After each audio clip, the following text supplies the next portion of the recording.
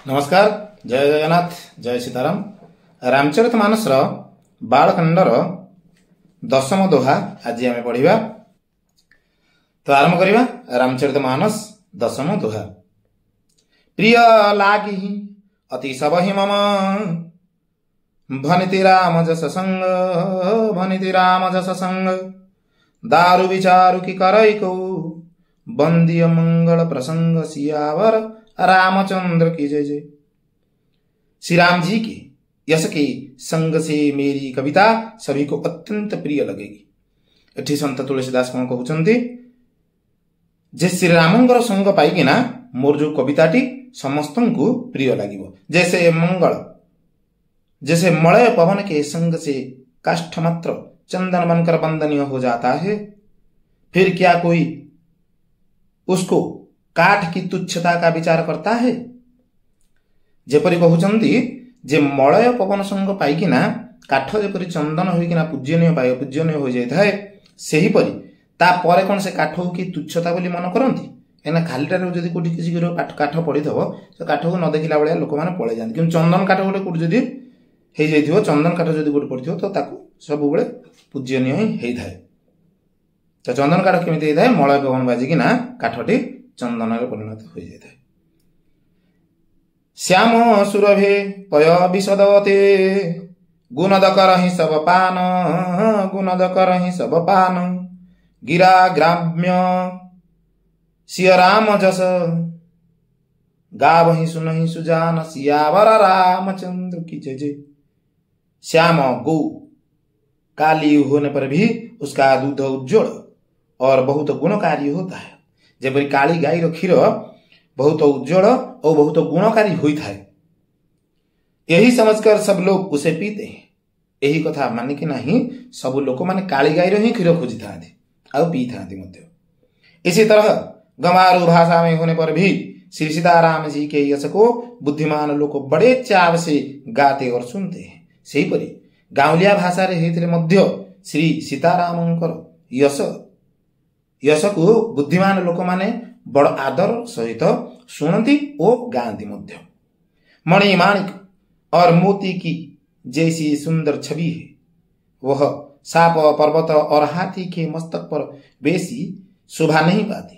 एठी कौन कहउचंती संत तुलसीदास जे मणि माणिक और मुक्ति मोती अर्थात मुक्ता कथा कहउचंती। एठी जोटा कि मणि थाए सर्पमुंडरे, माणिक पर्वत रे थाए ओ गजमुक्ता एटा जेमती गजमुक्ता कथा कहउचंती, जेटा कि सबु हाथी मुंडरे मुक्ता न थाए कि सबु हरिण पेटरे कस्तूरी न थाए।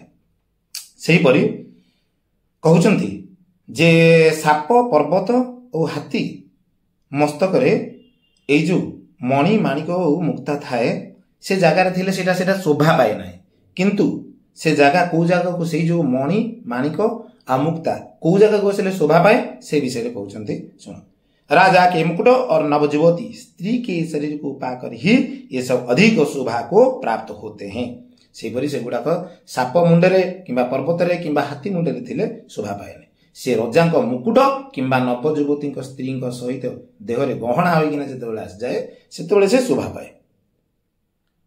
इसी तरह बुद्धिमान लोग कहते हैं कि सुकवि की कविता भी उत्पन्न और कहीं होती है और शोभा अत्यंत अन्यत्र कहीं पाती है। सेहीपरि कौन कहउचंती जे सेपरि बुद्धिमान लोकंकर सुकविंकर कविता तैयारी कोठी अलगा गोटे जगह हेइ थाए। जेपरि कि कवि माने सेमाने कौन करंती ना गोटे घर भितर बसिकिना से कविर रचना करथांती, किंतु सेटा शोभा कोठी पाइ थाए जेतेबेले स्टेज ऊपर आसी जांती कौन से गोटे कविर आलोचना कविता विषय आलोचना होतबो सेठी जो दृश्य प्रकाश कले तो तापर जाइकिना से कवितार भल अच्छी कि मंद अच्छी जना पड़ियो, भल अच्छी खराब अच्छी तार गुणटा बाहर। जेपरि फिल्म तैयारी होजी, फिल्म तैयारी हो सारा पर सिनेमा माने जो तैयारी हो सारा पर बॉक्स ऑफिस फिल्म हॉल को आसी सारा पर सेटा सुपरहिट हबो कि फ्लॉप हबो फिल्म हॉल को आसी सारा पर ही जना पड़े। ये सही परि कवि कहउचंती कवि सुकविर कविताटा जब स्टेज ऊपर आसे तापर जना पड़े जे भल अच्छी खराब अच्छी। अर्थात कवि की वाणी से उत्पन्न हुई कविता वहां शोभा पाती है जहां उसका विचार प्रचार तथा उसमें कथित आदर्श का ग्रहण और अनुसरण होता है। मजा कहली सही। कवि के स्मरण करते ही उसकी भक्ति के कारण सरस्वती जी ब्रह्म लोक को छोड़कर दौड़ी आती है।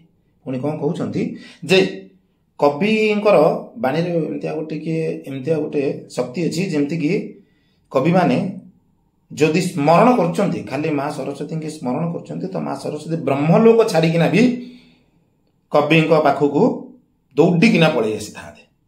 सरस्वती जी की दौड़ी आने की वह थकावट राम चरित्र रूपी सरोवर में उन्हें नहलाए बिना दूसरे करोड़ों उपायों से भी दूर नहीं होते। पुणी कौन कहउछंती कि सरस्वती जी जो दौड़िकिना आसिले दौड़ी आसला पर जो देखिले रामचरित्र रूपी सरोवर माने से कवितार जो रामचरित्र रूप अच्छी राम विषय किसी कथा अच्छी तो सी ता देहरे देखिला परे ही से जो दौड़िकी आसता थकावटा दूर हुए कौन रामचरित्र रूप बस गोटे उदाहरण स्वरूप कहूँ जे रामचरित्र रूप सरोवर रे सी गाधई सारा पर ही थकावटा दूर होता है ना कि अन्य जेकोसी भी उपाय कले से थकावटा दूर हो न था। कवि और पंडित अपने हृदय में यह विचार कर कलिजुग के पापों को हरने वाले श्रीहरि के यश का ही दान करते हैं। से बारे कवि और पंडित माने एक कथा जानिकिना निज हृदय रे यह विचार करी कलिजुगर पाप को हरण करला भली श्रीहरिंकर एही यश को से गान करिथांती। संसारी मनुष्यों का गुणगान करने से सरस्वती जी सिर धुनकर पछताने लगते हैं। जेपरि संसारी लोकंकर गुणगान कला माने कि कवि संसारी लोकंकर गुणगान करुथुवो आ ता कथा रे सुनिकिना सरस्वती जी पळै आस्थिबे तो से कथा को से सुनिकिना गोटे पश्चाताप ग्रहण करथांते कि मैं क्या इसके बुलाने पर आ गए। पुणी कहते जे मु कहा कथा रे गोटे पळै आसिले। बुद्धिमान लोग हृदय को समुद्र, बुद्धि को सीप और सरस्वती को स्वाति नक्षत्र के समान कहते हैं। बुद्धिमान व चालाक लोक माने कहते जे तांकर हृदयटा होची समुद्र परी, बुद्धिटा होची सीप व जहाज परी, आ सरस्वती को स्वाति नक्षत्र के समान कहते हैं और सरस्वती को स्वाति नक्षत्र रूपी कही थांते। इसमें यदि श्रेष्ठ विचार रूपी जल बरसता हो तो मुक्ता मन के समान सुंदर कविता होती है। एथिरे यदि श्रेष्ठ विचार रूप जल वर्षा हुए से जल वर्षा को मुक्ता मणि समान सुंदर कविता ही बाहरी थाए। आज ये रखा दशम दोहा सरला, दशम दोहा और चौपाई सरला। तो परवर्ती अध्याय पढ़ा 11 दोहा रामचरितमानस बालकांड 11 दोहा। आज रखा। जय सीताराम, जय जगन्नाथ।